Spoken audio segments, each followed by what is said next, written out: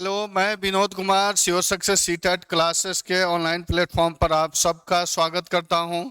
आप सबको पता है कि मैं सीटेट का सीरीज चला रहा हूं और सीटेट में सीडीपी का सीरीज चला रहा हूं और सीडीपी में हम लोग चैप्टर 5 यानी पियाजे, वाइगोत्स्की एंड कोलबर्ग के सिद्धांत को समझ चुके थे और इन सिद्धांत से संबंधित एमसीक्यू का डिस्कशन हम लोग कर रहे हैं। यानी फर्स्ट फेज में मैं 25 एमसीक्यू कर चुका हूं। आज वो 25 से बियॉन्ड एमसीक्यू होगा और इसको हम लोग सेकंड फेज में देखेंगे। चलिए आइए स्टार्ट करते हैं, क्योंकि यह सेक्शन जो है बहुत इंपॉर्टेंट है। आप सीडीपी के सेक्शन में आप सीटेट एग्जाम दे रहे हैं या बीटेट का या स्टेट की तैयारी करने का सोच रहे हैं तो उसमें सीडीपी का सेक्शन बहुत इंपॉर्टेंट हो जाता है और इस सीडीपी के इस सेक्शन में हम लोग एमसीक्यू डिस्कस कर रहे हैं ताकि आपको बेनिफिट हो। चलिए आइए स्टार्ट करते हैं। क्वेश्चन नंबर 25 है और चैप्टर का नाम है, ध्यान रखेंगे, पियाजे, कोलबर्ग और वाइगोत्स्की। पियाजे, कोलबर्ग और वाइगोत्स्की के सिद्धांत से संबंधित एमसीक्यू हम लोग कर रहे हैं और एमसीक्यू को समझने की कोशिश कर रहे हैं कि हाँ इसमें क्या चीजें हैं। चलिए क्वेश्चन नंबर 25 देखते हैं। कोलबर्ग के अनुसार कहा जा रहा है, कोलबर्ग के अनुसार सही और गलत प्रश्नों के बारे में निर्णय लेने में शामिल चिंतन प्रक्रिया को कहा जाता है। प्रश्न समझेंगे। कोलबर्ग के अनुसार सही गलत प्रश्नों के बारे में निर्णय लेने में जो शामिल प्रक्रिया है, चिंतन प्रक्रिया है, उसको कहा जाता है। पहला ऑप्शन है सहयोग की नैतिकता, दूसरा है नैतिक तर्कणा, सी है नैतिक यथार्थवाद, डी है नैतिक दुविधा।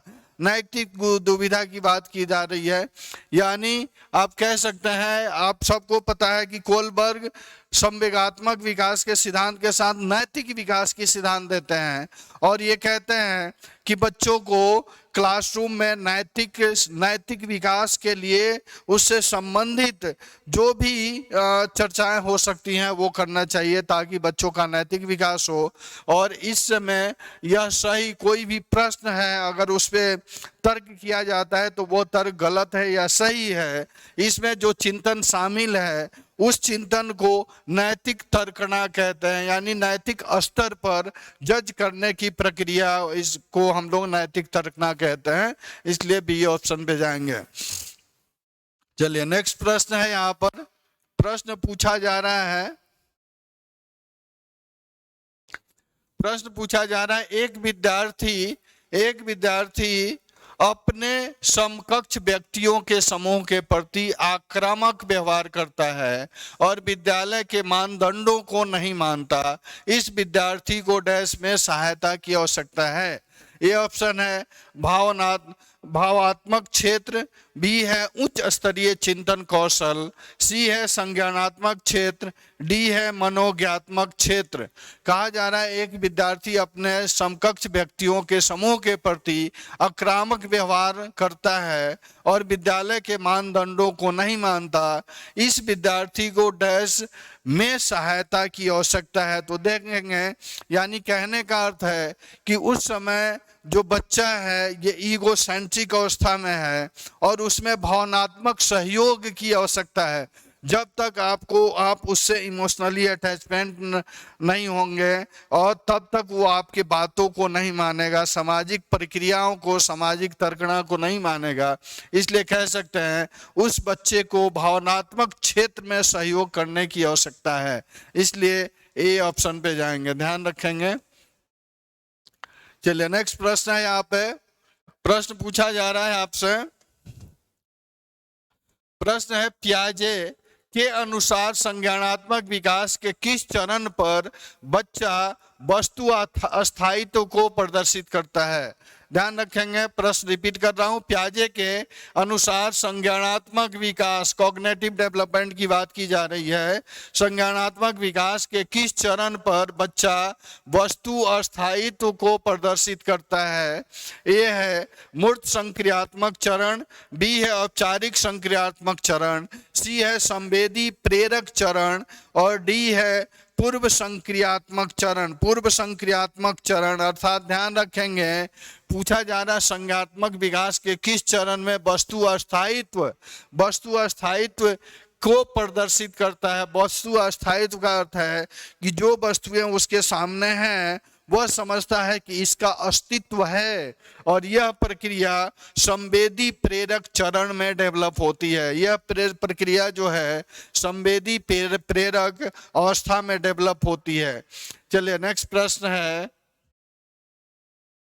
प्रश्न यहाँ पूछा जा रहा है, निम्न सिद्धांतों में से कौन बच्चे के बौद्धिक विकास के 4 चरणों, पूछा जा रहा है निम्न सिद्धांतों में से कौन बच्चे के बौद्धिक विकास के 4 चरणों संवेदी चालक, पूर्व परिचालन, सुदृढ़ परिचालन एवं औपचारिक परिचालन को चिन्हित करता है।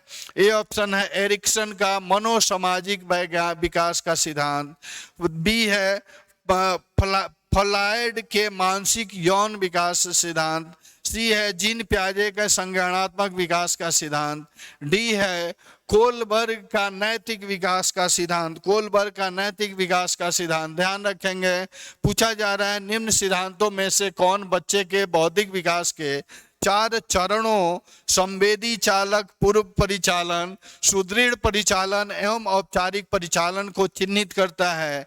तो आपको ध्यान होगा कि कोलबर्ग नैतिक विकास का सिद्धांत देते हैं और वहीं पे जीन पियाजे जो है ये संज्ञानात्मक विकास का सिद्धांत देते हैं। और संज्ञानात्मक विकास के सिद्धांत में यह डेवलपमेंट की अवस्था को 4 चरणों में बांटते हैं जिनका नाम है जीन पियाजे। ध्यान रखेंगे, यानी कह सकते हैं ये चारों चरण की आवश्यकता जो है अवस्था जो है ये जीन पियाजे के संज्ञानात्मक विकास की अवधारणा से डेवलप होती है। चलिए नेक्स्ट प्रश्न है। प्रश्न यहाँ पे पूछा जा रहा है आपसे, पियाजे के अनुसार मूर्त संक्रियाओं का स्तर किस अवधि में घटित होता है। पियाजे के अनुसार मूर्त संक्रियाओं, ध्यान रखेंगे, मूर्त संक्रियाओं का स्तर किस अवधि में घटित होता है। जन्म से लेकर के, ए ऑप्शन है जन्म से लेकर के 2 वर्ष, बी है 2 से 7 वर्ष, सी है 7 से 11 वर्ष और डी है 11 से 15 वर्ष की अवस्था। अर्थात ये मूर्त पूछा जा रहा है मूर्त संक्रियाओं, मूर्त संक्रियाओं यानी अमूर्त की बात हो रही है और मूर्त की बात हो रही है। ध्यान रखेंगे, तो मूर्त संक्रियाओं का स्तर जब विकसित होता है वह विकास की अवस्था जो होती है वो 7 से 11 वर्ष की होती है। 7 से 11 वर्ष की होती है और 7 से 11 वर्ष की अवस्था में बच्चों में मूर्त संक्रियाओं का संकल्पना डेवलप हो जाता है। मूर्त संक्रियाओं का संकल्पना डेवलप हो जाता है। अर्थात इसको कह सकते हैं हम लोग उत्तर वाले अवस्था की बात कर रहे हैं, यानी 7 से 11 साल 11 वर्ष की जो अवस्था है यह इसमें मूर्त संक्रियाओं का संकल्पना डेवलप होता है बच्चों में। इसलिए सी ऑप्शन पे जाएंगे, आंसर सी होगा। चलिए नेक्स्ट प्रश्न की तरफ बढ़ते हैं। प्रश्न है यहाँ पर लॉरेंस, प्रश्न पूछा जा रहा है, ध्यान रखेंगे, कोलबर्ग के द्वारा प्रस्तावित निम्नलिखित चरणों में से प्राथमिक विद्यालय के बच्चे किन चरणों के अनुसार करते हैं। देखिए लॉरेंस कोलबर्ग के अनुसार प्रस्तावित निम्नलिखित चरणों में से प्राथमिक विद्यालयों के बच्चे किन चरणों का अनुसरण करते हैं। ए ऑप्शन है आज्ञा पालन और दंड उन्मुखीकरण का, बी है व्यक्तिकता और विनिमय का, सी है अच्छे अंतर व्यक्तिक संबंध का, सी 4 है सामाजिक अनुबंध और व्यक्तिगत अधिकार का, डी ऑप्शन है 2 और 3। यहाँ पर देखेंगे यहाँ कूट बना दिया गया है, कूट है। ए पूछा जा रहा है 2 और 3, ए बी ऑप्शन है 2 और 4, सी ऑप्शन है 1 और 4, डी ऑप्शन है 1 और 3। 1 और 3 की बात की जा रही है। अर्थात आप ध्यान रखेंगे यहाँ पर अगर बात मैं करूं संज्ञात्मक प्रस्तावित प्राथमिक विद्यालयों के बच्चे में किन चरणों का अनुसरण वो करते हैं, तो आप ध्यान रखेंगे ऑप्शन यानी आज्ञा पालन और दंड उन्मुखीकरण का, ये आपका हो सकता है आज्ञा पालन और दंड उन्मुखीकरण। और फिर अच्छे व्यक्तिक संबंध, यानी कह सकते हैं कि बच्चों में जो प्राथमिक विद्यालय के होते हैं वह आज्ञा पालन और दंड उन्मुखीकरण की अवधारणा उनमें होती है। और अच्छे व्यक्तिक अंतर व्यक्तिक संबंध, यानी आप कूट 1 और 2, 1 और 3 पे जाएंगे, 1 और 3 पे जाएंगे, और ये वाला ऑप्शन डी है। चलिए डी पे जाएंगे। चलिए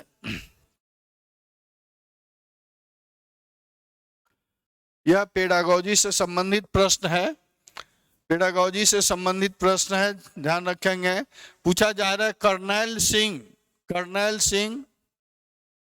प्रश्न है, कर्नैल सिंह कानूनी कार्यवाही तथा खर्चों के बावजूद आय कर नहीं देता। वे सोचते हैं कि वे एक भ्रष्ट सरकार को समर्थन नहीं दे सकते जो आवश्यक बांधों के निर्माण पर लाखों रुपए खर्च करती है।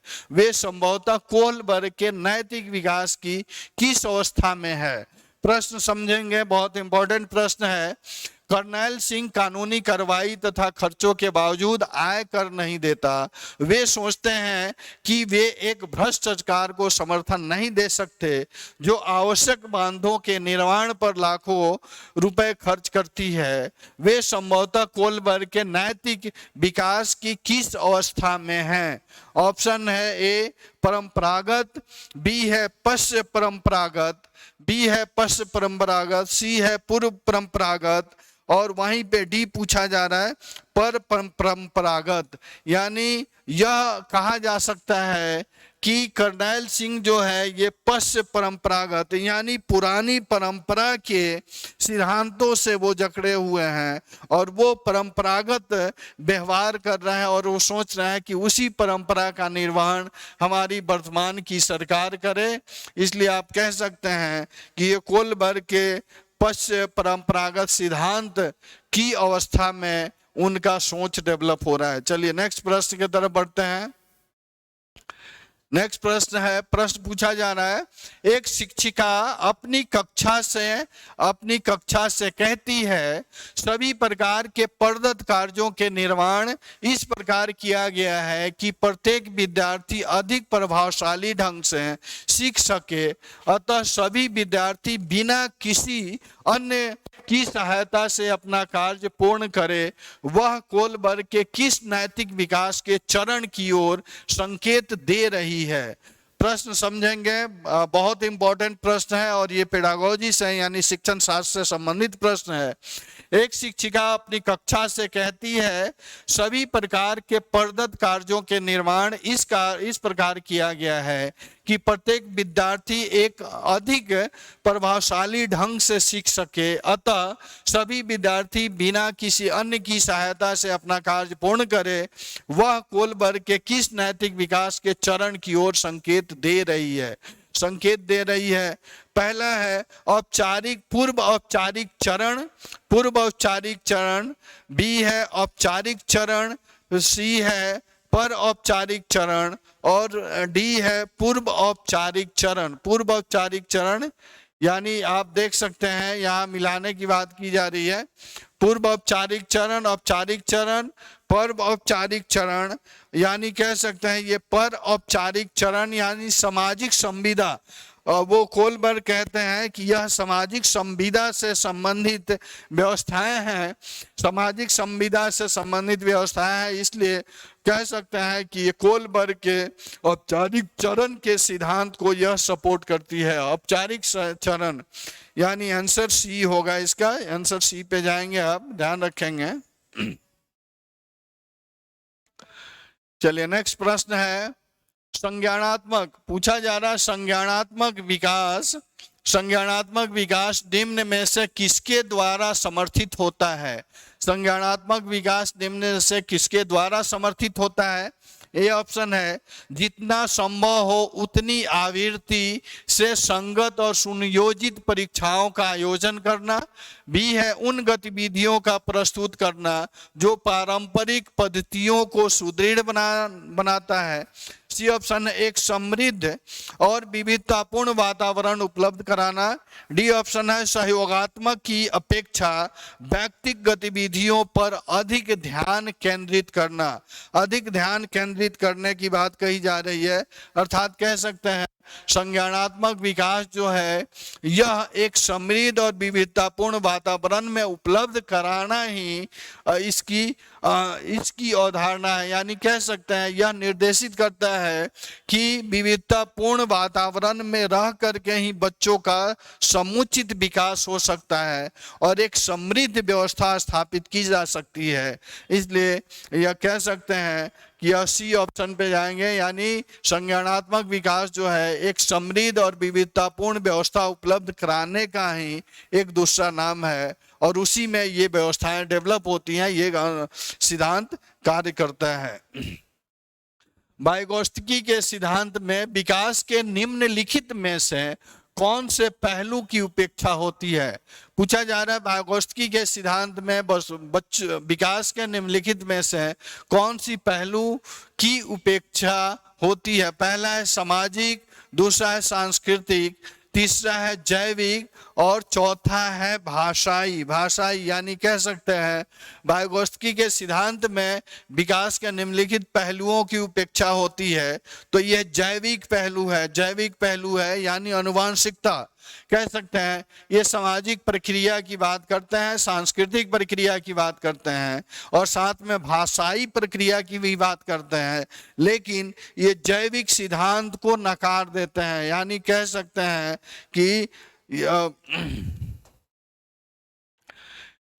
हैं कि वाइगोत्स्की जैविक प्रक्रिया के सिद्धांत को क्या करते हैं, इग्नोर कर देते हैं। इसलिए यह ऑप्शन, क्योंकि सामाजिक, सांस्कृतिक और भाषाई आधार इनके विकास का कंपोनेंट है। नेक्स्ट प्रश्न है यहाँ पर, 1 वर्ष तक के बच्चे जब आंख, कान और हाथों से सोचते हैं तो निम्नलिखित में से कौन सा स्तर शामिल होता है? ए है मूर्त संक्रियात्मक स्तर, बी है पूर्व संक्रियात्मक स्तर, सी है इंद्रिय जनित गामा स्तर, डी है अमूर्त संक्रियात्मक स्तर। यानी कह सकते हैं अमूर्त संक्रियात्मक स्तर की बात की जा रही है, तो आप कह सकते हैं कि 1 वर्ष का बच्चा जो होता है, 1 वर्ष का बालक या शिशु जो होता है, जब आंख, कान और हाथों से सोचता है तो वह इंद्रिय जनित गामा स्तर यानी उसके शारीरिक एक्टिविटी से, शारीरिक प्रक्रिया से वो वर्क कर रहा होता है। इसलिए यह अवस्था जो होती है इसको इंद्रिय जनित गामा स्तर कहते हैं। चलिए नेक्स्ट प्रश्न है, यहाँ पर प्रश्न पूछा जा रहा है, यह प्रश्न रिपीट है फिर भी मैं कर दे रहा हूं। देखिएगा, रिया कक्षा में पिकनिक तय करने हेतु ऋषभ से सहमत नहीं है। वह सोचती है कि बहुमत के अनुकूल बनाने के लिए नियमों का संशोधन किया जा सकता है। यह सहपाठी विरोधी प्याजे के अनुसार निम्नलिखित में से किससे संबंधित है? ए है विषमांग नैतिकता, बी है संज्ञानात्मक अपरिपक्वता, सी है प्रतिक्रिया, डी है सहयोग की नैतिकता। डी जो है यह सहयोग की नैतिकता की बात कही जा रही है। तो आप ध्यान रखेंगे, यह कहा जा रहा है रिया कक्षा में पिकनिक तय करने हेतु ऋषभ से सहमत नहीं है। वह सोचती है कि बहुमत के अनुकूल बनाने के लिए नियमों का संशोधन किया जा सकता है। यह सहपाठी विरोधी प्याजे के अनुसार निम्नलिखित में से किससे संबंधित है? तो यह ध्यान रखेंगे, यह प्याजे के अनुसार ये नैतिक सहयोग की नैतिकता संबंधित अवधारणा से संबंधित है। यह कह सकते हैं सहयोग की नैतिकता संबंधी अवधारणा से संबंधित है। यहाँ प्रश्न पूछा जा रहा है, एक शिक्षिका 2 एक समान गिलासों को प्रदर्शित करती है जो जूस की समान मात्रा से भरे हुए हैं। ध्यान रखेंगे, प्रश्न है, एक शिक्षिका दो एक समान गिलासों को प्रदर्शित करती है जो जूस की समान मात्रा से भरे हुए हैं। वह उन्हें दो विभिन्न गिलासों में खाली करती है, जिनमें से एक लंबा है और दूसरा चौड़ा है। वह बच्चों को उस गिलास की पहचान करने के लिए कहती है जिसमें जूस ज्यादा है। बच्चे प्रत्युत्तर देते हैं कि लंबे गिलास में जूस ज्यादा है। शिक्षिका के बच्चों को डैश कठिनाई है। ए ऑप्शन है समायोजन, ए ऑप्शन है समायोजन की, बी है अहम केंद्रित की, सी है विकेंद्रीकरण की और डी है पलटावी की। ध्यान रखेंगे पलटावी की, यानी कह सकते हैं यह विकेंद्रीकरण की प्रक्रिया से में कठिनाई होती है। शिक्षिका के बच्चों को विकेंद्रीकरण की प्रक्रिया में कठिनाई होती है, अर्थात कह सकते हैं कि बच्चों में वह जो वस्तु है उसके मात्रा का ज्ञान नहीं हो पाता है, लेकिन वह देखते हैं कि यह जब लंबे क्लास में जाता है तो वह ज्यादा हो जाता है, यानी कह सकते हैं उनमें विकेंद्रीकरण की प्रक्रिया में कठिनाई हो रही है, इसलिए सी ऑप्शन पे जाएंगे। नेक्स्ट प्रश्न है, अध्यापिका ने ध्यान दिया कि पुष्पा अपने आप किसी एक समस्या का समाधान नहीं कर सकती है। फिर वह एक वयस्क या साथी के मार्गदर्शन की उपस्थिति में ऐसा करती है। इस मार्गदर्शन को कहते हैं, ए ऑप्शन है पार्श्वकरण, बी है पूर्व क्रियात्मक चिंतन, सी है समीपस्थ विकास का क्षेत्र, डी है सहारा देना, यानी ध्यान रखेंगे यह सहयोग की भावना वाले सिद्धांत पर कार्य कर रहा है। प्रश्न कह रहा है, अध्यापिका ने ध्यान दिया कि पुष्पा अपने आप किसी एक समस्या का समाधान नहीं कर सकती है। फिर वह एक वयस्क या साथी के मार्गदर्शन की उपस्थिति में ऐसा करती है। इस मार्गदर्शन को कहा जाता है, ध्यान रखेंगे सहयोग देना, यानी जब बच्चे किसी समस्या का समाधान नहीं कर पाते हैं और वयस्क उनके समस्या के समाधान में सहयोग करते हैं तो वो उसको हम लोग सहयोगी संगतात्मक कहते हैं, यानी सहयोग की भावना कहते हैं। ध्यान रखेंगे, यानी सहारा देने की प्रक्रिया जो कोलबर्ग के सिद्धांत को सपोर्ट करता है। चलिए नेक्स्ट है यहाँ पर प्रश्न पूछा जा रहा है, पियाजे के सिद्धांत के अनुसार निम्नलिखित में से कौन सा व्यक्ति के संज्ञानात्मक विकास को प्रभावित करता है? ए है भाषा, बी है सामाजिक अनुभव, सी है परिपक्वन, डी है क्रियाकलाप। ध्यान रखेंगे, यानी पियाजे के सिद्धांत के अनुसार निम्नलिखित में से कौन सा व्यक्ति के संज्ञानात्मक विकास को प्रभावित करेगा? यह सामाजिक अनुभव जो है पियाजे के संज्ञानात्मक विकास के अनुसार बच्चों के विकास को ज्यादा प्रभावित करता है सामाजिक अनुभव, क्योंकि समाज के अनुभव से ही बच्चों में वह क्रियाकलाप डेवलप होती है जो उनके सहयोगी भावना को सपोर्ट करती है। चलिए नेक्स्ट प्रश्न है, यहाँ पर प्रश्न पूछा जा रहा है, वाइगोत्स्की के सामाजिक सांस्कृतिक सिद्धांत के अनुसार ऑप्शन ए सांस्कृतिक और भाषा विकास में महत्वपूर्ण भूमिका निभाते हैं। बच्चे अलग क्षेत्र में चिंतन करते हैं और वे पूर्ण परिप्रेक्ष्य नहीं लेते। यदि निम्न आयु पर, सी ऑप्शन है, निम्न आयु पर अमूर्त सामग्री का प्रस्तुत किया जाए तो बच्चे अमूर्त तरीके से चिंतन करते हैं।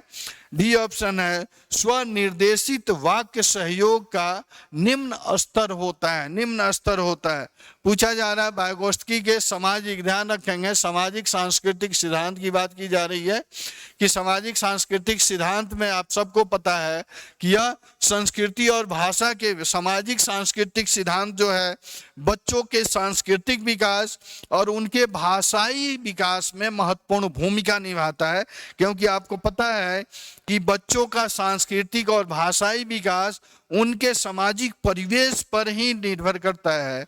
जैसे बच्चों का सामाजिक परिवेश होगा, उनका रहन सहन खान पान होगा, उसी तरह उनकी सामाजिक सांस्कृतिक परिवेश डेवलप होगा और उनका भाषा का भी विकास उसी तरह होगा। इस तरह आप ध्यान रखेंगे, यह ए ऑप्शन होगा। चलिए नेक्स्ट प्रश्न में जाएंगे। प्रश्न है, निम्नलिखित कथनों, पूछा जा रहा है निम्नलिखित कथनों में से कौन सा वाइगोत्स्की के द्वारा प्रस्तावित विकास तथा अधिगम के बीच संबंध का सर्वश्रेष्ठ रूप से सार प्रस्तुत करता है। ये ऑप्शन है विकास अधिगम से स्वाधीन है, बी है अधिगम एवं विकास समानांतर प्रक्रिया है, सी ऑप्शन है विकास प्रक्रिया अधिगम से पीछे रह जाती है, डी है विकास अधिगम का समानार्थक है। विकास अधिगम का समानार्थक है। ध्यान रखेंगे, निम्नलिखित कथनों में कौन सा वाइगोत्स्की के द्वारा प्रस्तावित अधिगम के बीच संबंध में सर्वश्रेष्ठ रूप से सार प्रस्तुत करता है। तो ध्यान रखेंगे यह अधिगम, बी ऑप्शन पे जाएंगे, अधिगम विकास के समानांतर प्रक्रिया है। अधिगम विकास की समानांतर प्रक्रिया है। आप सबको पता है यह दोनों एक दूसरे को सपोर्ट करते हैं, एक दूसरे के बिना दोनों क्या है, अधूरा है।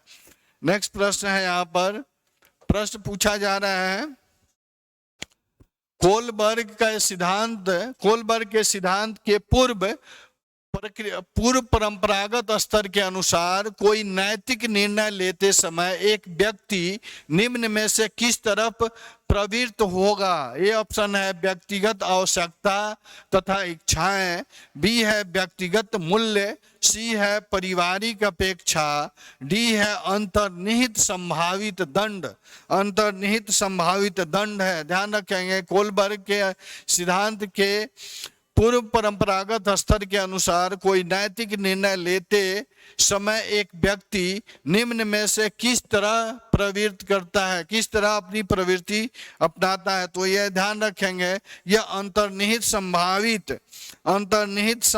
प्रक्रिया, अंतर्निहित संभावित दंड के तरफ प्रवृत्त होता है। कोई व्यक्ति जो है यह अंतर्निहित संभावित दंड के तरफ प्रवृत्त होता है। प्रश्न है यहाँ पर, बच्चों के बारे में निम्नलिखित में से कौन कथन, बच्चों के बारे में निम्नलिखित में से किस कथन से वाइगोत्स्की सहमत होते हैं।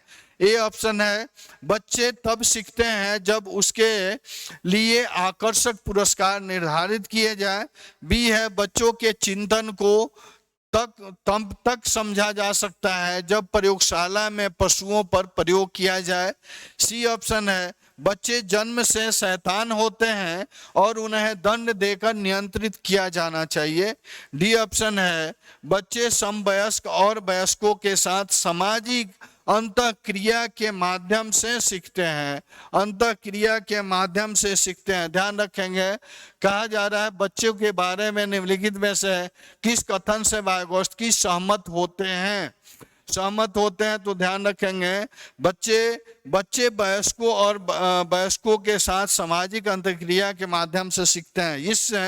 इससे वाइगोत्स्की सहमत होते हैं। वाइगोत्स्की का मानना है कि बच्चे समवयस्क यानी हम उम्र और वयस्कों के साथ, अपने बड़ों के साथ रह करके ही और उनके साथ अंतःक्रिया करके ही वो सीखते हैं अपनी जीवन की घटनाओं को, और जीवन में आने वाली चीजों को वो अंतःक्रिया के माध्यम से ही सीख पाते हैं, समझ पाते हैं। चलिए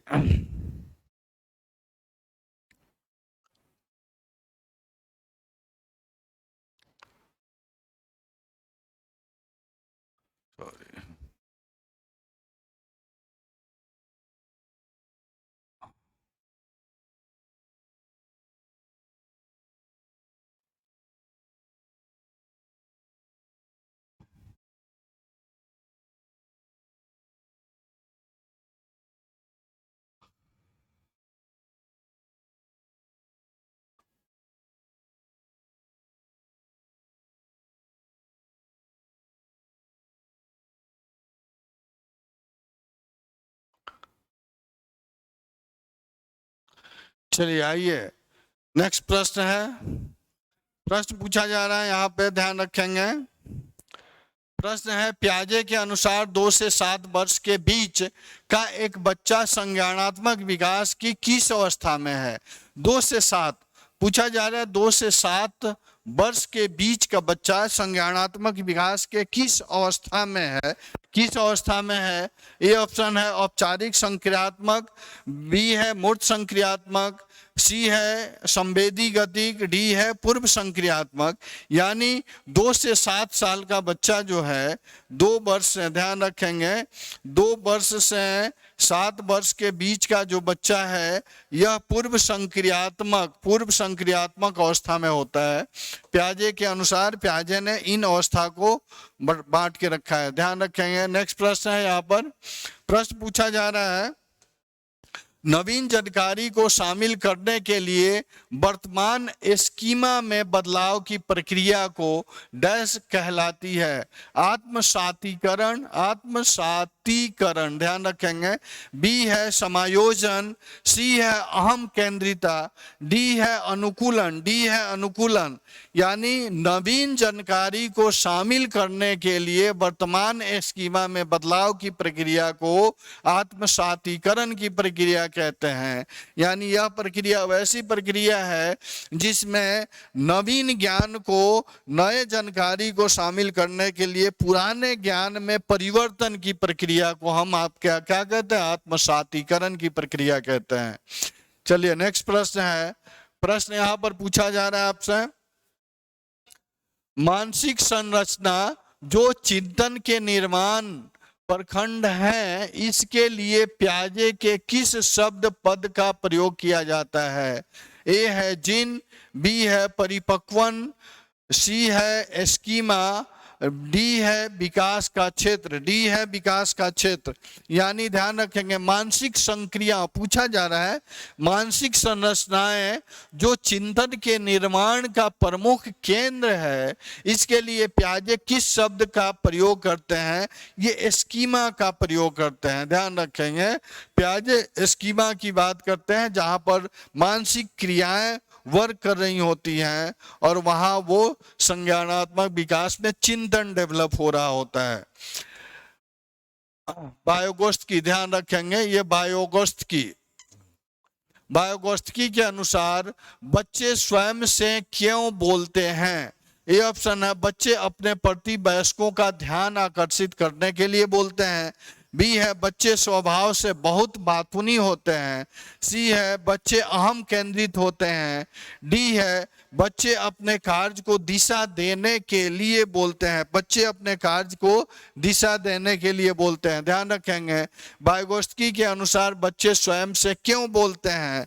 तो बच्चे स्वयं से इसलिए बोलते हैं कि वो अपने कार्य को दिशा देने के लिए वो स्वयं में गुनगुनाते रहते हैं कि जो, और इसमें आप कह सकते हैं इस प्रक्रिया में वो सेल्फ सेंटर्ड की भावना में जी रहे होते हैं।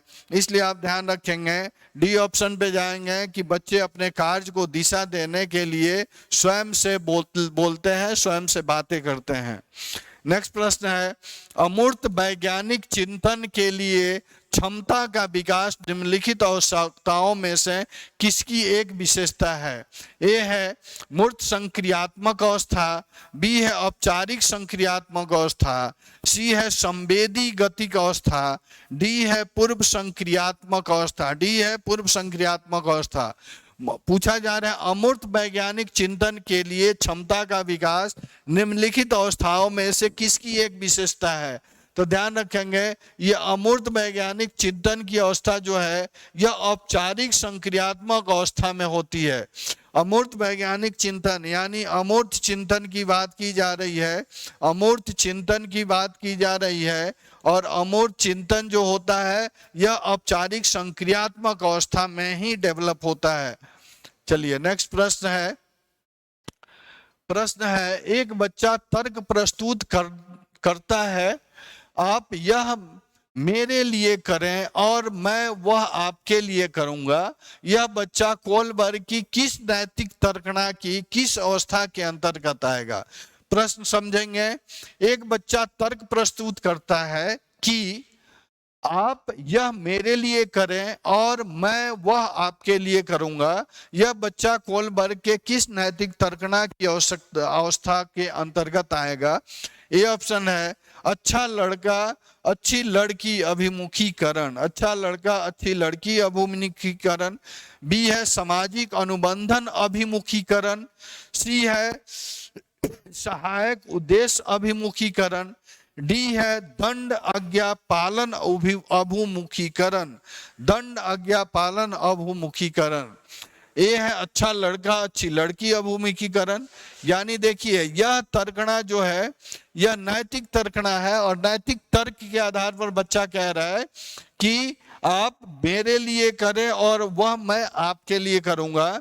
यानी यह नैतिक रूप से उस अवस्था में है, बच्चा सोच रहा है कि मैं अच्छा करूंगा तो वो मेरे लिए भी अच्छा करेंगे।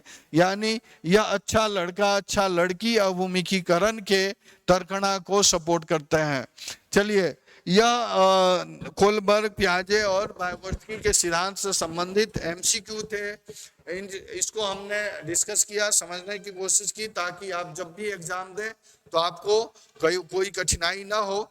फिर अगले नेक्स्ट क्लास में ध्यान रखेंगे, नेक्स्ट क्लास में जो एग्जाम होने जा रहा है केबीएस का, केबीएस में आने वाले पेडागोजी यानी शिक्षण शास्त्र से जो क्वेश्चन होते हैं उनका एमसीक्यू लेकर के आऊंगा, क्योंकि वो बहुत इंपॉर्टेंट है। आप पीआरटी का एग्जाम दे रहे हैं, टीजीटी का एग्जाम दे रहे हैं या पीजीटी का एग्जाम दे रहे हैं, तीनों सेक्शन में 40-40 क्वेश्चन जो होते हैं ये पेडागोजी से पूछे, शिक्षण शास्त्र से पूछे जाते हैं। पेडागोजी यानी शिक्षण शास्त्र से पूछे जाते हैं, बहुत इंपॉर्टेंट केबीएस के लिए हो जाते हैं। और केबीएस में पूछे जाने वाले शिक्षण शास्त्र के क्वेश्चन को हम लोग अगले क्लास में डिस्कस करेंगे, ताकि जो एग्जाम फरवरी में होने वाला है इस एग्जाम में आपको ज्यादा बेनिफिट हो। इसलिए आप अधिक से अधिक संख्या में जुड़े और उस क्वेश्चन से पूरा लाभ उठाएं। चलिए मिलते हैं अगले क्लास में, तब तक के लिए धन्यवाद।